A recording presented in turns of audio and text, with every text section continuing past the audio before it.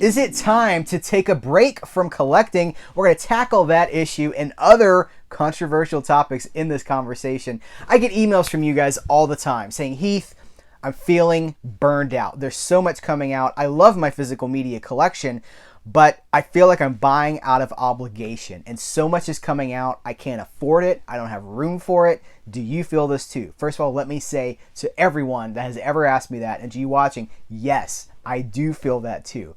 The burnout is real. We are being fire hosed with so many new releases, and it's great. Like, what a great problem to have. It's like, oh, there's so many releases coming out. I can't afford it all and I can't get to it all. That's a good problem to have, considering the alternative.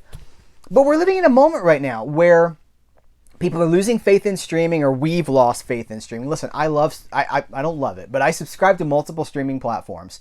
It's a great tool for discovery, and I don't need to own everything that I watch. There's a lot of stuff I watch I will never watch again.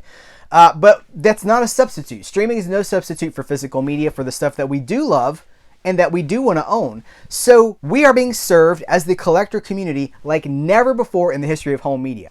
And the releases are wonderful. These box sets, and we got posters, we got art cards, and we got documentaries and special features. And I contribute to some of it. I've done commentaries for some of these releases.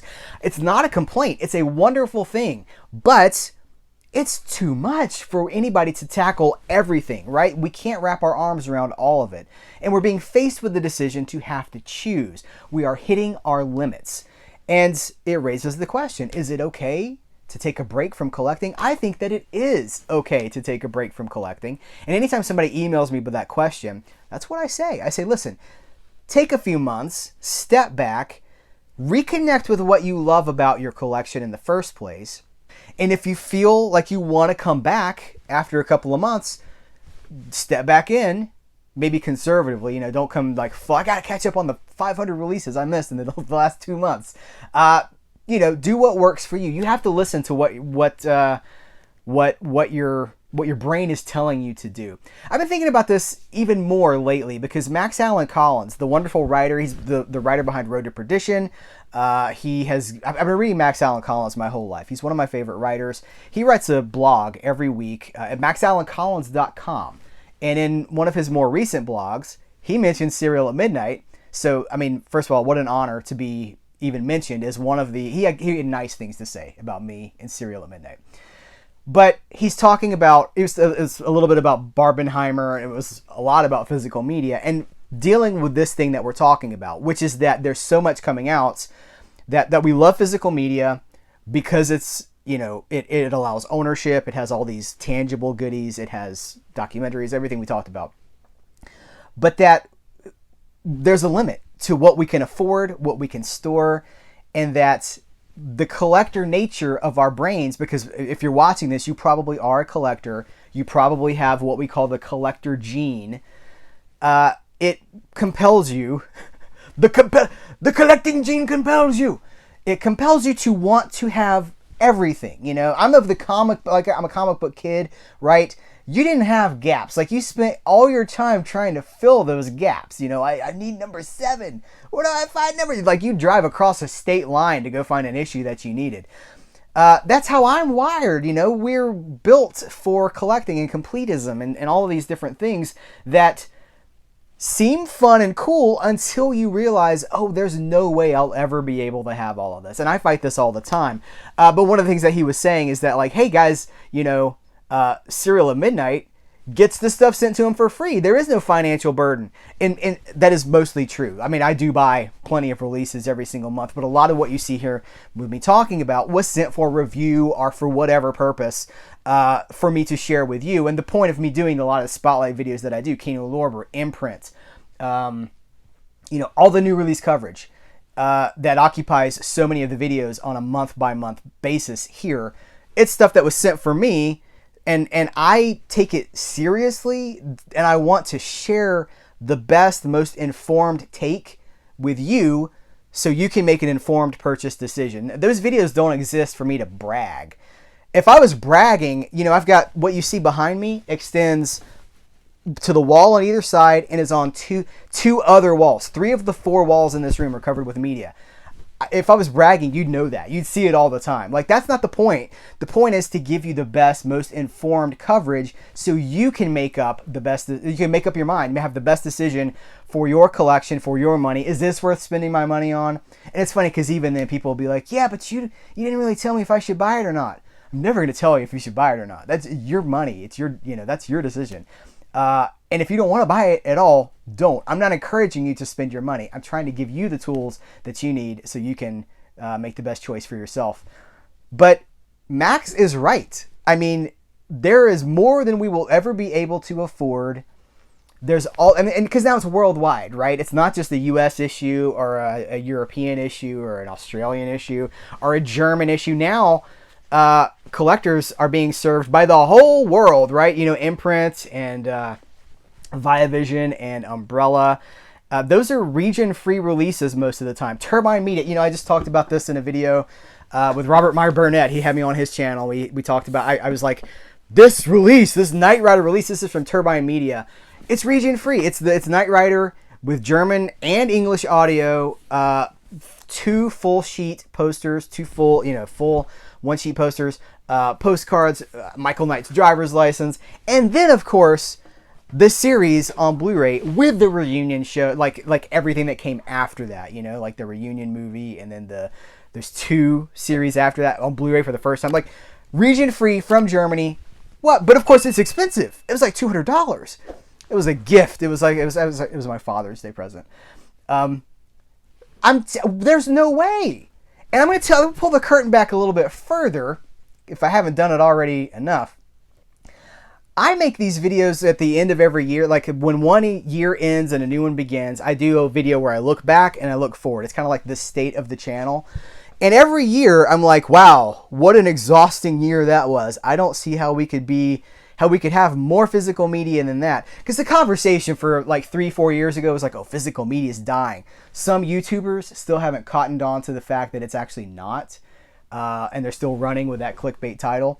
Physical media is not dying. It's turned back into a niche market, a niche collectible market, and it is making us go broke is what it's coming down to.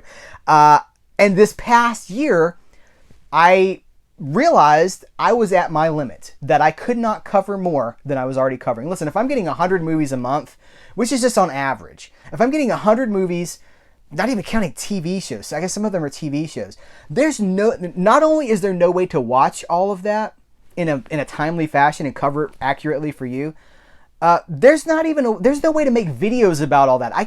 If I can't even watch it all, how can I cover it all? You know what I mean? Like I'm out of time. I'm at my limit. It's more than I can get to. But I've still been trying. And it's led to some major burnout. Major burnout. I mean, when you're spending way more time making videos about new releases than watching and talking about movies, that's a problem. That's a priority that's out of whack. But I don't know what to do about it. I mean, I should listen to my body and listen to the exhaustion and be like, dude, you just spent 12 hours making this coverage for a new release. You could have watched 5 movies in that time and then had some meaningful things to say about those movies. But I take my coverage here so seriously. I want to give you guys the best coverage that I can. And so I'm going to have to find a way, again, just being totally vulnerable and transparent with you guys, I'm going to have to find a way to serve this channel because the new release coverage outperforms any other video that I make. If I do, listen, I've done commentaries here. There's commentaries on the channel. I did a commentary with for Die Hard with Eric Wilkinson, the head of MVD. Not many people watch that video. I don't know why. He loves Die Hard. He took out a full-page ad in one of the trade magazines talking about, I think it was Die Hard 6. He was like, don't do it. Or maybe it was Die Hard 7. He was like, don't do it. This man loves Die Hard. He runs a label. That's amazing. And I've done commentaries for some of my favorite movies. None of that gets the engagement. If I do a review video, here's why I love blah, blah, blah. Here's what I think about film noir, Poverty Row. Those videos don't get the engagement of hey, look, this came out. It's frustrating from a creative standpoint because I think the substance should lead, not commercialism. But you can't argue with the numbers. So I got to find a way to serve the channel and also serve my exhausted body that just can't keep spending, 60 hours a week making videos about new releases to try to feed this machine, because we are all at a limit. That's what it comes down to. We are all facing our limits. Financial limits, limits of space, limits of time is the biggest one for me, because again, I'm getting all this stuff sent to me for free to cover for you, but I don't have time. Time is my most valuable commodity. It's like that Twilight Zone episode where Burgess Meredith, time enough at last. He loves books and he has the whole library at his disposal, and then he breaks his glasses. I have all of this media, all these movies at my disposal, but I don't have the time to watch them. I got to shift some things around. I got to reprioritize.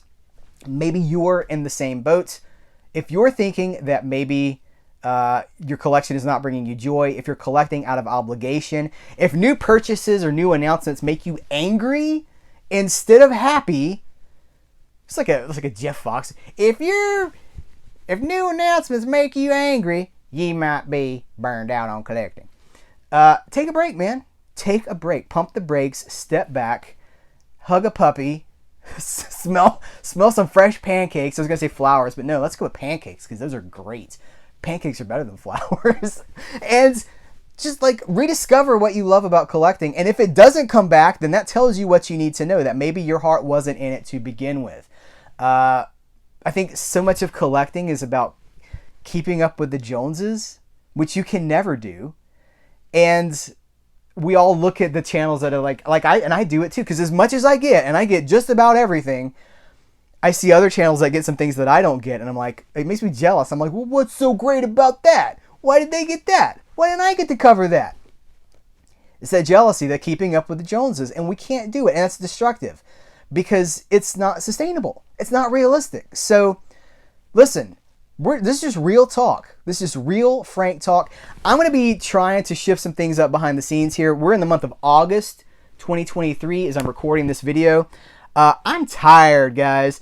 I am going to try some different things. I've got a lot of clips. Here's the thing. I've been cranking out podcasts week after week. I've talked to so many people on the channel. I talked to Bill Lustig from Blue Underground. I talked to Kenneth Johnson, the creator of The Bionic Woman and the Incredible Hulk TV show. He told me how he would have ended the Incredible Hulk if they hadn't gone to TV movies that he wasn't involved with.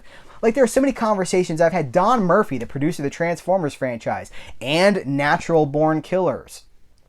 I've had these great conversations with people, and they're not being seen because all the coverage gets filtered. The algorithm of YouTube funnels it all to, hey, let's talk about the new release of so-and-so, because that's what performs best. So I'm going to probably pull clips, start doing more clip-based stuff, balance those in with the new release coverage just for the month of August, for the rest of August. That'll give me some time to catch my breath, to watch some of the stuff that's coming in and enjoy it, and then have better and more informed opinions for you guys. And then it gives you guys meaningful conversation about movies so that I'm not just a billboard for new release coverage, because I don't want to be that. I'm not a shill. And I do tell you guys, I've told you guys before, and you do trust me, but I'll call it like I see it. I think part of what the problem might be is that I have such joy for movie history and TV history that when, Bonanza gets released on DVD, I get so excited about that because I'm like, this is amazing, you guys. We're going to get to follow the cinematic journey of Hoss. That's contagious for some of you guys, and you feel compelled to go seek it out. But remember, now I don't have Bonanza yet. I'm hoping to get it for my birthday this year. But remember, I'm not paying for a lot of the stuff that you're seeing here. So don't try to keep up with me. I'm not selling this stuff to you. I'm just trying to give you the best coverage that I can.